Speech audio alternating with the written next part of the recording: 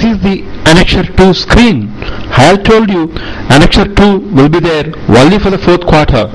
Fourth quarter return is also the annual return. Only in the Annexure 2 you will be giving the consolidated TDS details of all employees. Like in Challan and Annexure 1 screen, here also you have to first insert rows using the insert row button at the top for entering the data. How to decide how many rows to insert?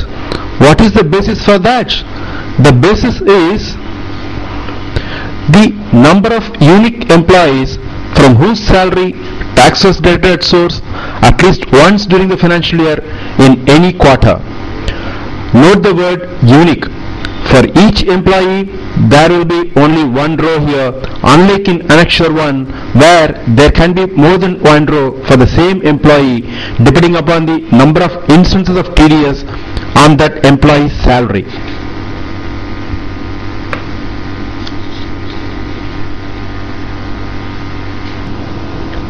In my example, you had seen that there were 3 different employees in Annexure 1 for this quarter. Assuming that for one other employee, TDS was done in one of the earlier quarters 1, 2 or 3, though not in this quarter, totally I have to insert 4 rows. Let me do that now by clicking the insert row button at the top. I have to give 4 here. I am clicking OK. Now 4 rows inserted. Let us just check Annexure 1 to recollect the names of 3 different employees. Click on Annexure 1 at the top. Scroll. Here you can see 3 different employees, namely Mukundan, Aruna and Srinivasan. Let us enter Annexure 2 details for these 3 employees. Click on Annexure 2, PAN of the employee.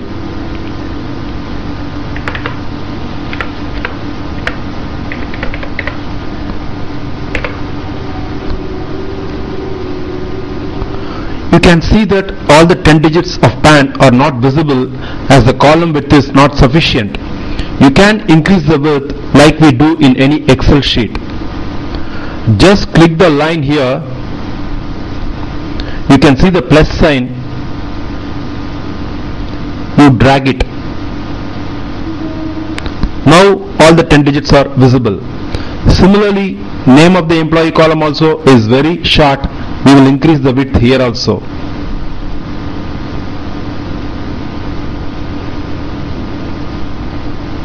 The name,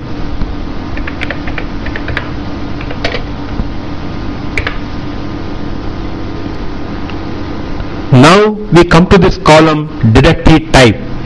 If you click the down arrow here, you can see 3 different types listed, namely women, senior citizen and others. It is very important that you choose the appropriate type as minimum taxable limit is different for these 3 types of assessees. For example, for a woman assessee, if you fail to indicate as woman in this column, when the TDS return is processed in the system, the tax liability will be calculated by applying the normal rates. However, you would have actually deducted lesser tax applying the higher minimum taxable limit for women employees. Since the system on its own cannot recognize that assessee is a woman unless otherwise you specifically indicate here, it will generate a notice for short deduction applying the general rates. To avoid this, please be very careful while filling up this column. I have to choose others here for the first row.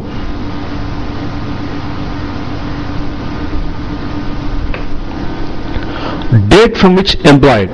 This is also important if somebody has joined your office during the middle of the year. In that case, you have to give the appropriate date. Of course, his name will figure here only if he had deducted tax at source after he has joined your office. Anyone for whom there is no TDS, you need not enter his details here.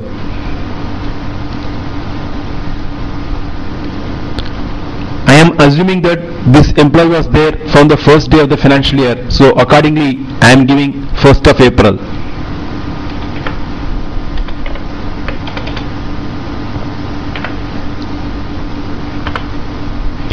date to which employed. It is not necessary that an employee from whose salary you deducted tax at source should be working in your office on the last day of the financial year. If you had deducted tax at source at any time during the financial year and subsequently he has left your office or has been transferred, then accordingly the date up to which he was working in your office should be mentioned here. In my case, there was no transfer or anything. He was there till the last day of the financial year, so I am giving 31st March here.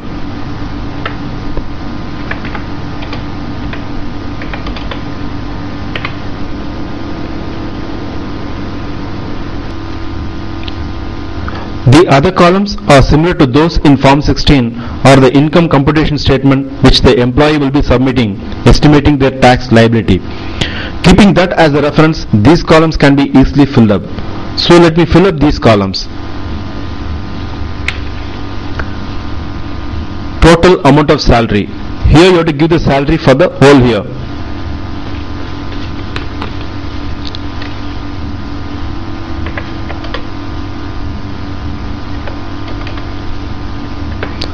Next, deduction under section 16(2). It is for entertainment allowance. Except for very senior officers, this deduction won't be there for others. In my case, it is not there, so I have to put 0. Remember, you should not leave this column blank. Deduction under section 16(3). This is for professional tax.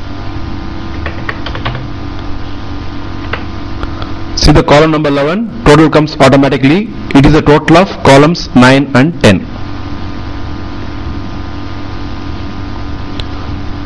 Column number 12, the figure comes automatically.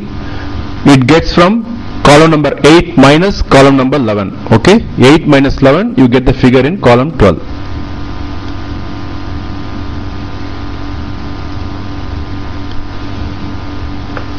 This is an important column. Here only you have to give the loss from house property which the DDO can allow. Okay. While giving loss, you have to prefix the amount with a minus sign. Okay. So I am putting minus 30,000. Press tab, column number 14, figure changes automatically. Okay, after reducing this amount in column number 13.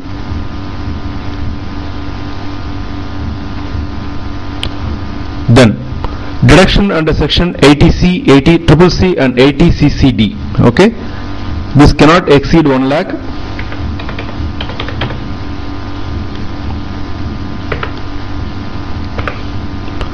Deduction under other provisions of chapter 6A. Here deductions under section 80D, 80DD, 80E etc. will come.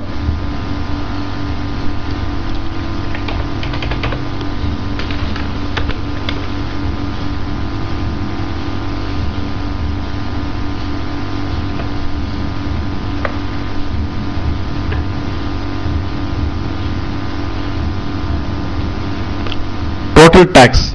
There is income tax on total income.